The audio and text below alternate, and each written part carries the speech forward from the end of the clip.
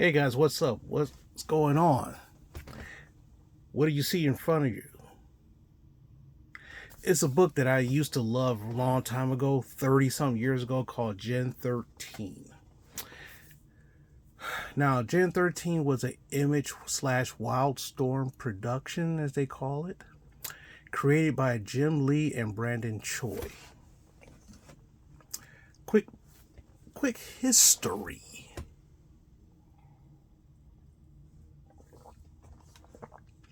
If you was reading comic books in the 80s, late 80s, you heard about the Image founders.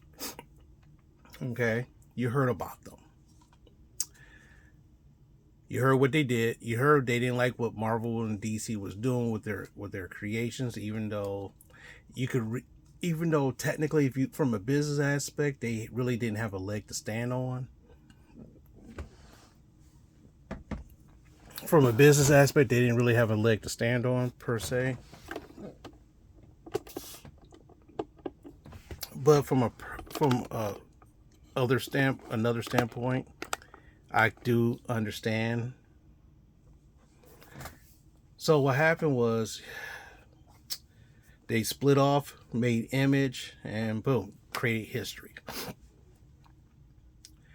Now, Jim Lee is one of the most prolific. Like for example, some of them concentrate on their one character, one creation, and built around world around that one creation, like Todd McFarlane and Spawn. Even though he's branched out recently, Jim Lee created a universe with Rob Liefeld as well. So here's a question: what is Gen 13 really? Now, if you notice, Jim Lee, Brandon Troy, and what is that? J. Scott Campbell. J. Scott Campbell is considerably one of the best cover artists today. So, which means that, in a sense, this is one of his first works. And you can see his art style technically never really changed. He improved a lot, but it never really changed. So what happened is Gen 13 is kind of like your New Mutants. Well, what Jim Lee was known for? X-Men. So basically, the story of Gen 13 is a bunch of kids.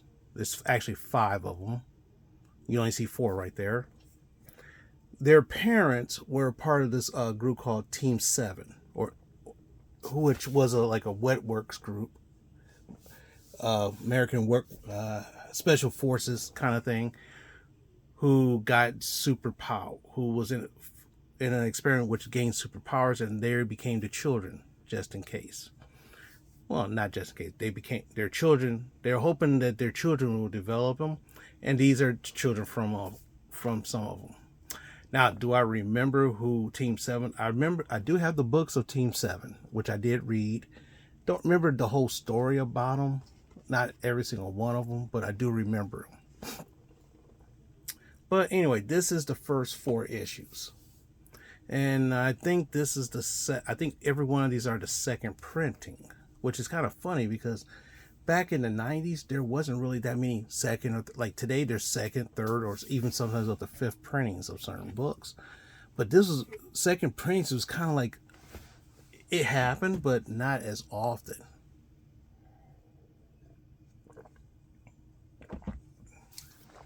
This is number 1. Basically, well, this is number 1. This is number 2. Now, of course, this is a Jim Lee artwork right there. I can tell because it's Jim Lee. Rainmaker right down there, if you look real carefully, she kind of looks like Psylocke. And that's how his Psylocke look. Now, what happened was each of those kids or parents was part of Team 7, what they call Generation 12, who had powers. And they get recruited in this special government internship program to help develop their powers.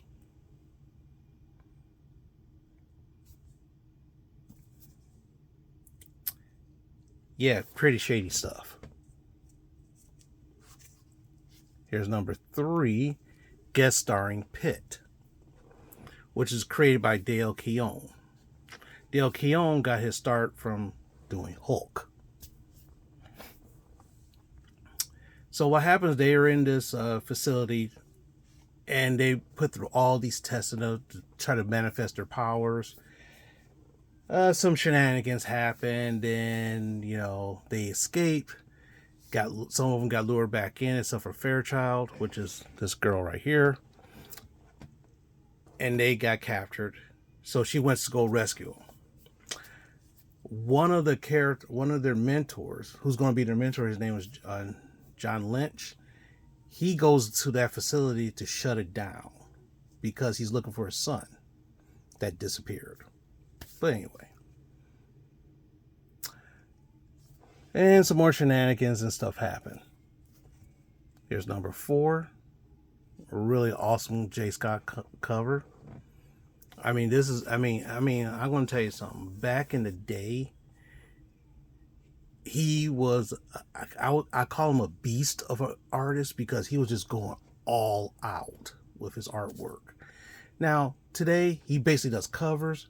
Now, he also did his own thing called Danger Girl, which is also a very good one. It's like a spy / Charlie Angels kind of thing, which I do have that, and I do plan on reading that maybe someday, and maybe doing a little style thing like this. But then again, like I said, these books, back in the 90s, these books was like $1.95 a piece. Now imagine, Marvel was like $1.25. These was $1.95 because of the independent printing. Now, if you think about it, all comic books are like $5 a book now. You see how within 30 years, you see how much it doubled and tripled and quadrupled. When I first started reading comics, they were 35 cents. That tells you kind of how old I am. I'm just one step up for the senior citizen home, sonny. Get off my lawn. And there's number 5. The team all assembled. Naturally, they escaped the facility, and so forth and so forth. This thing became a big hit like I said, the number 1 was a second printing. I think maybe every single one of these are a second printing. I think they are. But then again, I bought this as a bundle for like $30.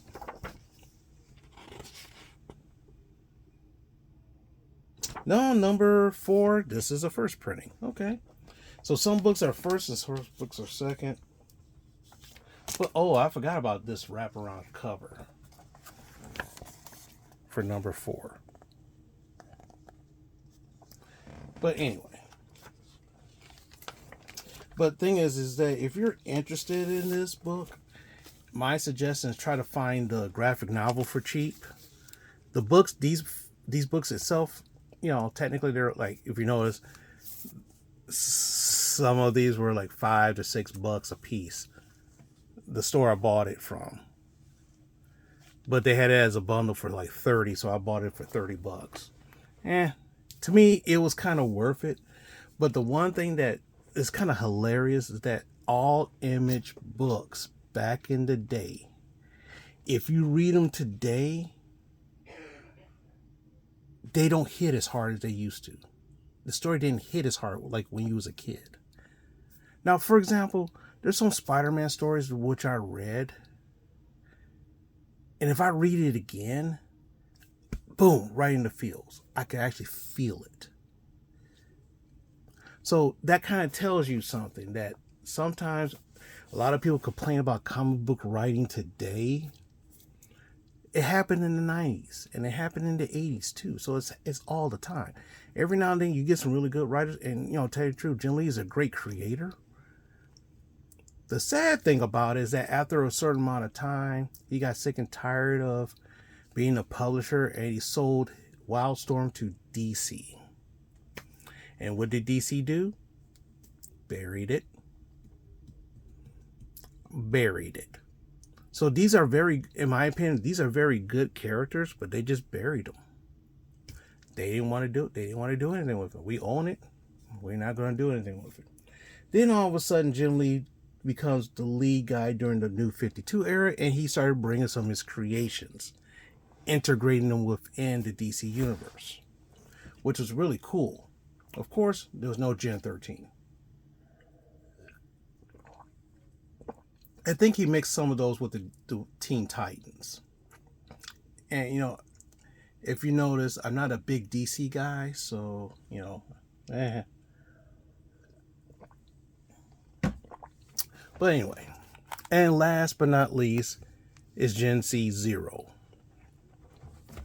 Gen 13 Zero was the start of their ongoing series. After the limited issue, they gauge that and they see how much of a success it is. They say, okay, let's do a real series, and that's what the beginning of and what happens back in the day. Guess what?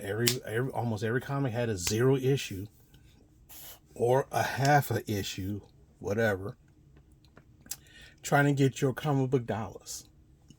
Sometimes it didn't make sense.